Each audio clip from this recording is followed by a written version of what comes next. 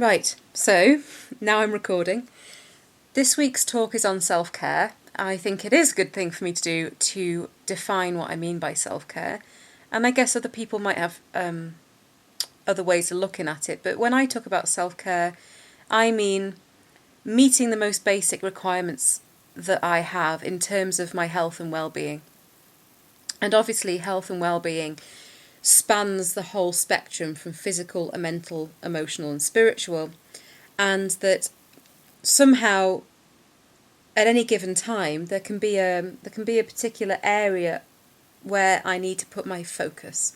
So sometimes I might be very physically well, and then I might get an emotional upset and I think, okay, I need to attend to my emotional well-being. Or I might feel very emotionally well, and then all of a sudden I get struck down by some kind of cold or something like that, and I think, well, what is that about?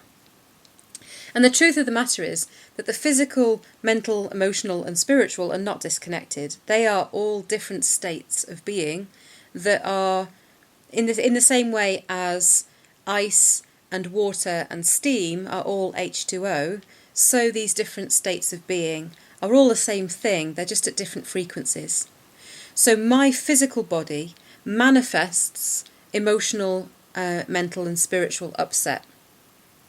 And if I don't tend to my physical body, then I find it very hard for me to be emotionally and spiritually well. So self-care is a holistic practice of taking my whole well-being into consideration. So the whole being includes everything, right up to the most esoteric, etheric, undefinable energy, down to the nuts and bolts of my physicality and my physical body.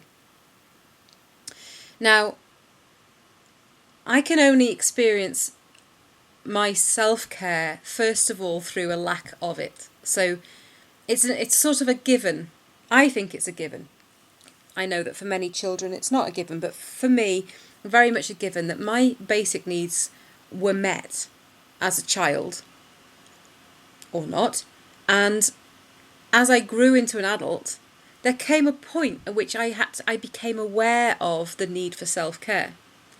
But I could only be aware of the need for self-care by the result of a lack of self-care. So what did that look like? For one, a lack of self-care manifests in being tired, being overworked, being malnourished or overweight, or treating my body badly through substances and food, not sleeping in a healthy manner. My sleep hygiene, it's a great phrase, isn't it, sleep hygiene? My sleep hygiene historically has been awful. For most of my 20s, I got by on about 4 or 5 hours a night. Turned out to be something to do with manic behaviour, but more recently, it's a very bad habit of mine to stay up late. And then I need to sleep in late, or I can't function during the day without sleep. So sleep, food, hydration, exercise, fresh air, these are things that I need to do in order for self-care. That's not necessarily my prescription to other people. I mean, actually, it would be my prescription to other people, but I wouldn't want to tell other people what they need to do for their own self-care. Other people can make up their minds for themselves what it is that they're lacking. I think it's very hard for most of us to hear someone else tell us, eat less, drink more water, sleep more, or sleep less, or whatever. Because as soon as somebody else tries to tell us, the ego rebels against it and goes, well, hang on, who the heck do you think you are telling me to do X, Y, and Z? But why do we need to look after ourselves? We need to look after ourselves because obviously on a purely physical basis, it is what is required of us to get through each day. We need to be in prime physical condition to get through the day. But I believe on a spiritual level that it also demonstrates to the universe or to God or to whatever you understand God to be. When we do self-care, we are demonstrating a commitment to being the very best that we can be. It's about saying, I am willing to look after this gift of the body and this gift of this life that I've been given, and I'm willing to keep it in absolutely roadworthy condition. I am not neglecting or rejecting the gift that I've been given. So self-care is an act of self-love.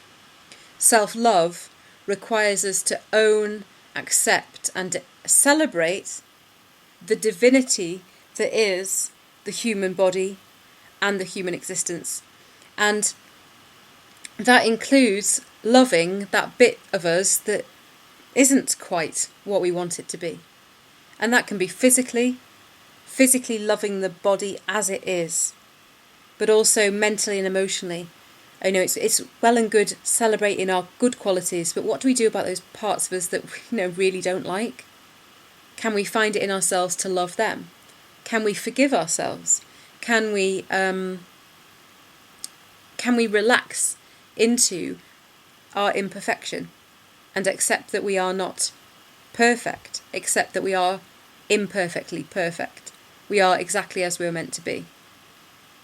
Can we revisit our past without resentment? Can we look through our history and acknowledge the learning that we've gained from the past? Can we sit in difficult situations and uphold our own truth and not allow other people to override us or do us down? Can we sit in our own truth without pride? These are all symptoms or signs of good self-care and good self-worth. So for me, I approach that spectrum of self-care from both ends. I need to make sure that I'm spiritually looking after myself, which means that I have my spiritual program. I have my daily practice. I meditate, I pray, I check in with God and the angels, and I ask for help, and I'm willing to receive it. At the other end of the spectrum, I have addressed a history of poor eating. So by the grace of God, I have to say, but I eat 3 meals a day. They're healthy, balanced meals. I make sure I drink enough water. I don't drink alcohol. I take exercise every day. I take fresh air. But on a more subtle level, I take the time to put my bare feet on the ground, on the earth. I breathe. I imagine that I'm connected to the earth by a series of roots. I breathe through those roots. I feel as though the earth nourishes me. I make a point of checking in with my body. If I'm not well, that's a rare occasion, but I haven't been well recently, and it wasn't just let's get better. I had to check in with what is that about. There was a dialogue that took place between myself and my body, which does throw into question who myself is. But there was a dialogue between myself and my body that said, hey, what's wrong here? What's wrong here? What's going on here?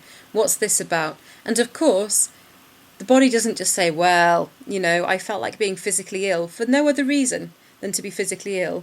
The body says, actually, you've been not dealing with this emotional and mental issue, and it's manifest in the physical body. And I go, oh, okay, I'm sorry that I did that to you. Let's try and work out how to not make that happen again in the future. All physical symptoms are as a message from the body to back into the higher self to just say, hey, you need to pay attention to this. This is something that we need to talk about. And this isn't a new idea. The work of Louise Hay and many other authors, in which they talk about the way that the body is a metaphor. What happens within the body is a metaphor for what's going on at the emotional, mental level. I find it, to me, it's part of my common parlance. It's the way that I think. If I experience back pain, for example, lower back pain, immediately I know that the people who've done the work on this metaphysical stuff would say that that is feeling unsupported, having issues to do with feeling supported in financial or love terms. Quite often the body is a metaphor, like problems with the feet are to do with what's your next step. If you're finding that you've got a problem with your ears, you're probably either you can't hear something that's being said to you or you're not listening. Problems with the throat is to do with communication, to do with being heard or being able to speak your truth. Eyesight, to do with being able to see things metaphorically. Anyway, I could go on about this. There's vast swathes of literature to be read about the way that the body works with us as a messenger and as a guide to our overall health and well-being. So by attending to the body's needs, I'm attending to my spiritual needs, and vice versa. And I think that's what I'll keep coming back to, is that there is no difference between the body and the spirit. They're not separated by any kind of boundary. It's that they are the same thing, existing at a different frequency and vibration. I don't want to labour the point simply about the physical body, although that is important. I also think self-care comes in when it's about our relationships, so being in relationship to another human being. Talking from my own experience again, I find that I do find it easier to look after my self-care, my own health and well-being when I'm on my own. Just on my own, just me. I can look after myself. Obviously, I have a dog. I have to look after the dog. When I get into relationship with other people, i.e. what I mean by that is when there is another person in my sphere, and that person also has needs, and they also are trying to get them met, then I find that I can be really distracted by the other person's needs. So that's what's called codependency. And I will put other people's needs before my own. And what I've learned in the last few years in particular about self-care is that if it is, and it is, my most deepest desire is to be of service to other people, then I need to ensure that my needs are met first. So it is a continual journey of deepening and feeling into what is right and what is wrong. When am I supposed to give? When am I supposed to receive? When am I supposed to sacrifice, and when am I supposed to withhold? Those balance questions continue on a daily basis to be something that I play with, but I've come to understand that I simply cannot neglect my basic needs in favour of serving other people, because to do so means that I'm of no service to anybody whatsoever.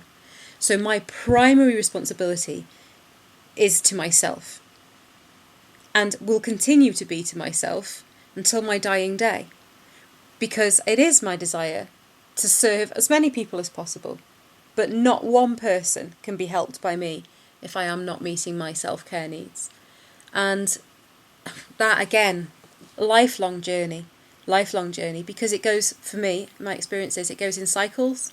So I go in cycles of feeling that my needs are met, feeling that I'm well, feeling that I've got my self-care, and then starting to give, and then I give to other people, and my cup runs over, and I give from my abundance, and I share with everybody what I've got, and I make sure that I'm being of maximum service. And then there's a line that crosses, and I think, oh, hang on a second, I seem to be feeling rather tired, and then I'm caught up in helping other people, and I don't always attend to that tiredness, I don't always attend to that emotional upset straight away, because I'm not sure what it's about, and then it accumulates. And so I seem to be in a kind of tidal fashion, breathing in and breathing out, giving in, giving out. And so the challenge, the invitation, is to deepen into that need to make sure, with absolute certainty, that when I'm giving to another person, it's coming from the overflow of the cup. It's coming from abundance. And that also I recognise, and I probably will end on this because this is my favourite saying, it's so important to recognise it's important to recognise that we are the channel and not the source. And other people may be the channel, but they're not the source. And when I confuse myself with the source, I think I am the source of that I give, then I can become depleted. So if I become depleted, somewhere along the line, I've identified as being the saviour, the fixer, the carer, the healer, when in fact God is the source and I channel. So what I'm able to give to other people, I'm only able to give by the grace of God. So the credit has to go to God. When I start to want thanks myself, or when I want to be acknowledged and seen and recognised and praised as this generous, caring person, then I've definitely lost sight of what the source is. And similarly, I might go to other people and expect them to give me what I need. I might go looking to them as if they're the source. And when they can't supply what I need, I may form resentments against them. But I need to remember that God is my source, not people. So God can provide for me in any way. I just have to be open to it. But that's it. That in a nutshell has been my learning. And like I say, never ever would I claim to be fixed. Never ever would I claim to be on high moral ground, because it is a continual journey. But identifying as the channel, not the source, and meeting my own needs before I meet other people. That is self-care in a nutshell. And I'll leave the recording there.